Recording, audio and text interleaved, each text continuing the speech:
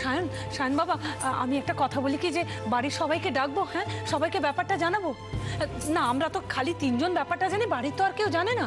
তারপর যদি কুসুমের সত্যি কোনো বিপদ হয় আর বাড়ির সবাই যদি বলে আমাদেরকে যে আমরা সবটা জানতাম, কেন কাউকে জানাইনি, তখন কি উত্তর দেবো? কত কথা। না না না না না কাকিমণি, প্লিজ এই সময় বাড়ির কাউকে কিছু জানিও না।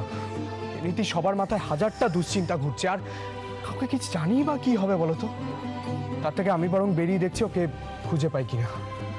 সায়ন, শোনো না, বলছি কি যে এত রাতে আবার তোমারও একা একা বেরোনোটা ঠিক হবে না। তুমি একা একা যেও না। সায়নদা, মা ঠিকই বলছে, চলো আমি তোমার সঙ্গে যাচ্ছি। হ্যাঁ হ্যাঁ, আমরা বেরোচ্ছি। হ্যাঁ হ্যাঁ, সেই ভালো। তোরা দুজনে যা। শোন না, তোরা সাবধানে যাবি। হ্যাঁ, মেয়েটাকে ভালো ভালো ফিরিয়ে আন বাবা। তুমি কিছু চিন্তা করো না, সাবধানে যা। চল চলো।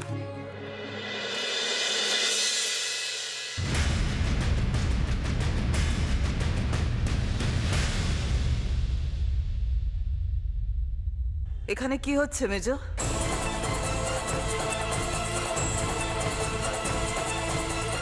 কোথায় যাচ্ছ তোমরা এত রাতে? সায়ন, ইন্দ্র,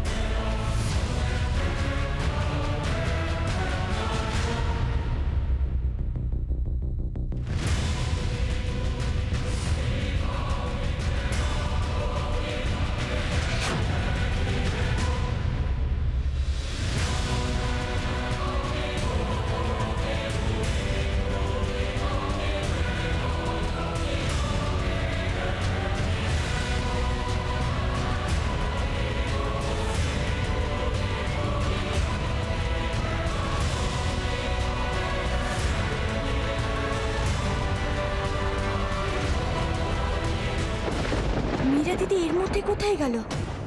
আমার চোখে ফাঁকি দিয়ে ও কি বুঝতে পেরেছিল কেউ ওকে নজর করছে?